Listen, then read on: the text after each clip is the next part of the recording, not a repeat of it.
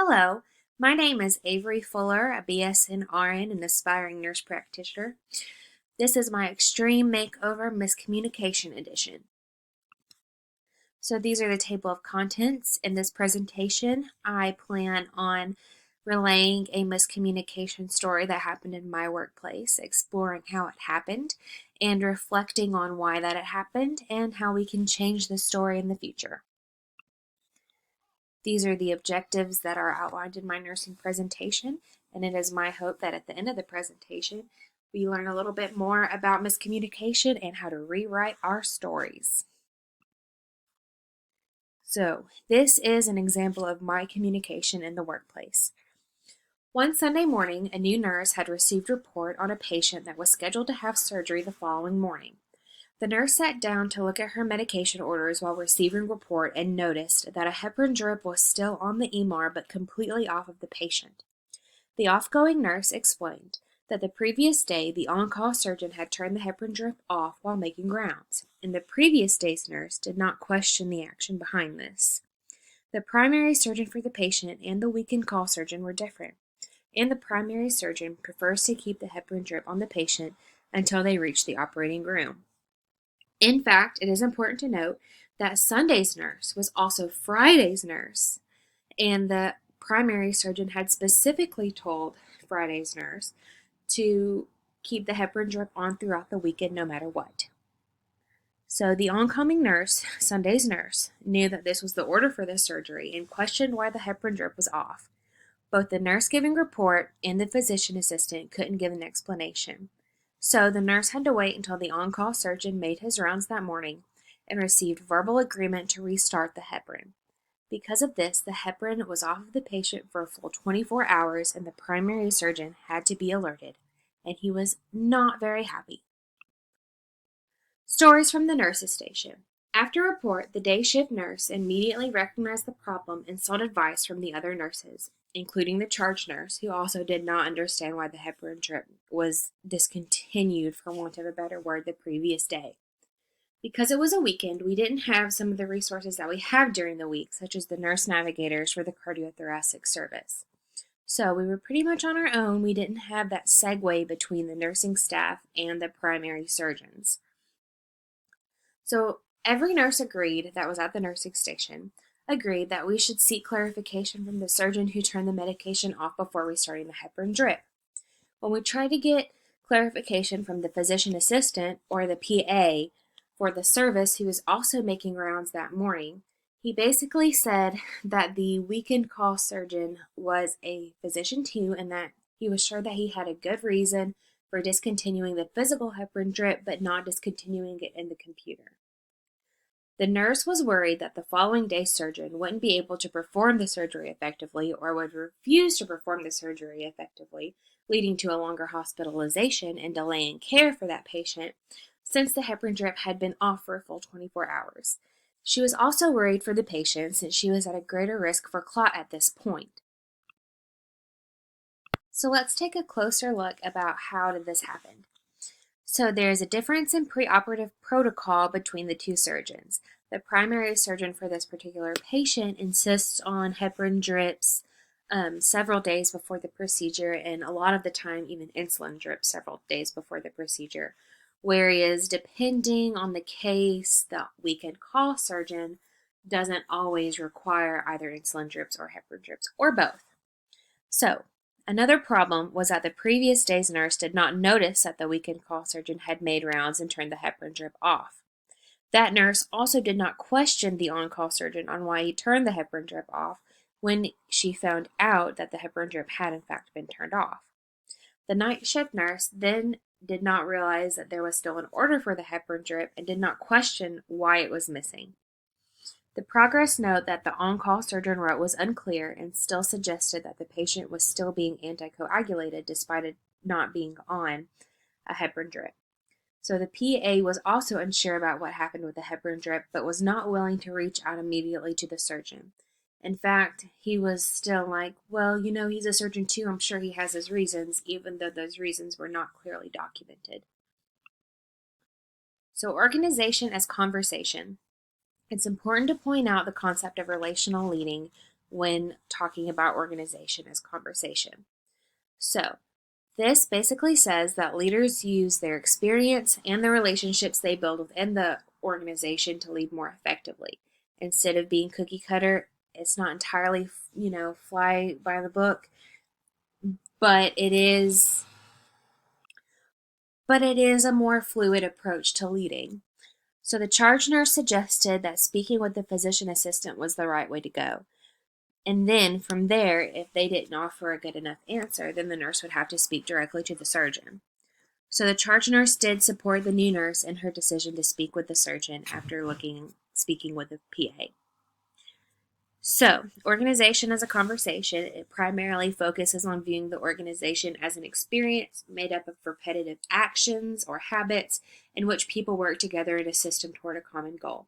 Our book specifically thinks of it as a machine, and we're working together using the same kind of motions in order to problem solve. So, in this specific instance, the common goal would be to provide safe and adequate patient care in the setting of preoperative heart surgery. And, different surgeons do different things. They'd follow different protocols. But to the primary surgeon on this case, he felt that the safest and most adequate care would be to fully heparinize the patient. Organization as conversation continued. It's important to relay two concepts when talking about this: patterns of meaning and patterns of relating. Patterns of meaning are basically what matters to an organization that drives their behavior. This can be their values, their ethics, anything like that. So we have several values that are plastered all along our hospital walls, and we are a hospital that prides ourselves in valuing our patients' safety and well-being. It's our top priority. Specifically on the weekends, one of our values is to have trust in team members, mainly between the nurses and the physicians, since we don't have a lot of those segue employees that we have during the week. Between the 2 days of the weekend, we dismantled trust several times between the team members, and patient safety suffered because of it. The first being that the surgeon turned off the heparin drip, and Saturday's nurse failed to realize that she should have questioned the order to continue it. It's important to say that we have excellent surgeons, and I've never had an issue with questioning the order, and I've always been met with polite education, which further exemplifies how trust is a driving force in our environment. With patterns of relating, this is the sum of all habits that form the overall culture of our organization. I love the floor that I work on. We all have a very great teamwork, and we make a habit of helping each other out, even when it's a difficult situation like this was. So for nurses, whenever there's a problem, we each have our own ways of doing things, but they usually follow a set of steps. Take vitals, assess, call a provider. In this instance, we contacted the closest provider, the PA, but we didn't get the answer that we felt was necessary, so we went to the next step. The original miscommunication came from the surgeon to the previous day's nurse. The next miscommunication going from the day nurse to the night nurse, and the third miscommunication from the night nurse to the day nurse. And then there was a failure to take action from the physician assistant. Finally, however, after all of these steps, the nurse clarified the order with the surgeon, the situation was rectified, and the heparin drip was restarted. But as you can see, there was a lot of breakdown in communication. Ways of change. In this slide, we're specifically talking about talking and listening and having action. So, from the conversations at the nurse's station, we know that the day nurse who had the patient that day was told Friday by the primary surgeon to keep the heparin drip running throughout the weekend, which we expected because of his usual pre-surgery orders. Even though she knew this is what she heard, there was no written documentation of it, and therefore the on-call surgeon didn't realize that it was inappropriate to stop the heparin drip. The nurse would also be there the following day when the primary surgeon would be seeing the patient and was afraid of the repercussions that would fall on her for not allowing the heparin drip to be continued.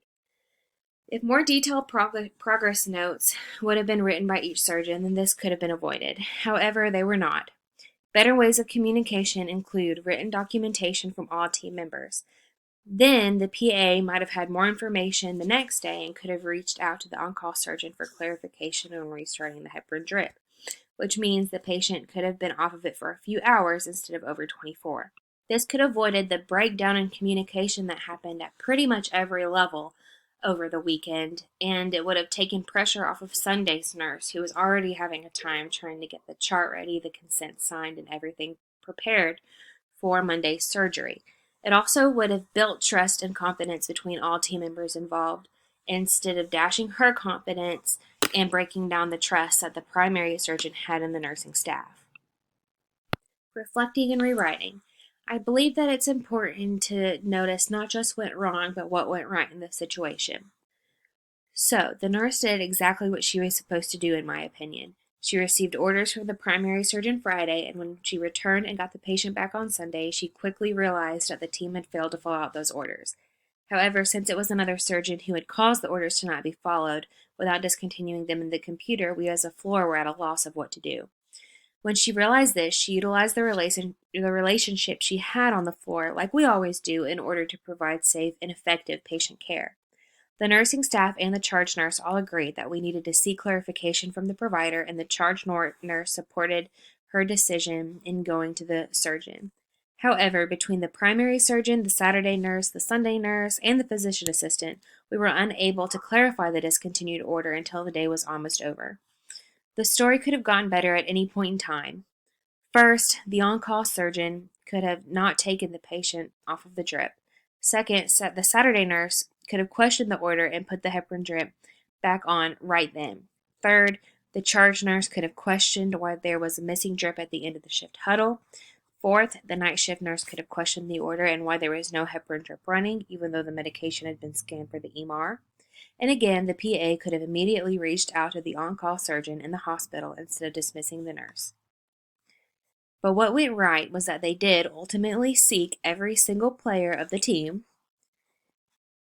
and they just didn't have a clear sense of the responsibility that each member had. So that leads us to changing the story. So this is the story of what should have happened. During a very busy Saturday, the on-call cardiothoracic surgeon was making rounds for the preoperative and postoperative open heart surgery patients. The nurse for a preoperative heart surgery patient noticed this and decided to go to the room with the surgeon in order to be supportive to both the surgeon and the patient. During the conversation between the physician and the patient, the surgeon looked at the numerous strips the preoperative patient was on and decided to turn off one channel. The nurse immediately noticed that it wasn't the fluids that the surgeon had turned off, it was the heparin drip. As the physician was leaving the room, the nurse respectfully asks the surgeon, "So should I discontinue the heparin drip in the computer as well, or would you just like to pause it?" The physician turns around and looks at the IV pump. Noticing the error, the surgeon immediately looks at his notes, realizes that the other surgeon on the team is performing her surgery the following Monday, and states that the heparin drip should actually continue. The patient receives the full dose of medication according to the primary surgeon's orders, and trust is built between the two disciplines. Conclusion. A primary problem with this situation is that it was the weekend and the primary surgeon wasn't available to do rounds on the patient, instead trusting the on-call surgeon to do so. Another problem was that the nurse felt that she didn't have the resources available in helping her solve the problem quickly and efficiently. However, the problem had been cut off at the source. Then Sunday's nurse would have felt as if she did not have a problem to solve. This would have been less stress on the nurse and on the team in the first place. Furthermore, the primary surgeon would have reinforced trust in the nurses and weakened on-call team to take care of the patient as he ordered. Though the patient was okay and the surgery was able to proceed as planned, it could have been a dangerous situation if it was a different medication drip. By reinforcing our values of patient safety and utilizing patterns of relating, as well as keeping the conversations focused on our goal, the rewrite of the story ended much better than the first one, and the weekend could run smoothly for everyone, without patient safety being jeopardized. It's also important to note that there were several instances in which this scenario could have been better, but by the nurse advocating for her patient, knowing very well that the heparin drip was still supposed to be running, she sought out the appropriate chain of command and was able to restart it and avoid the collision the next day. Here are my references. I primarily used the book Leadership, Evidence-Based Innovation in Nursing and Health Professions, which is our textbook.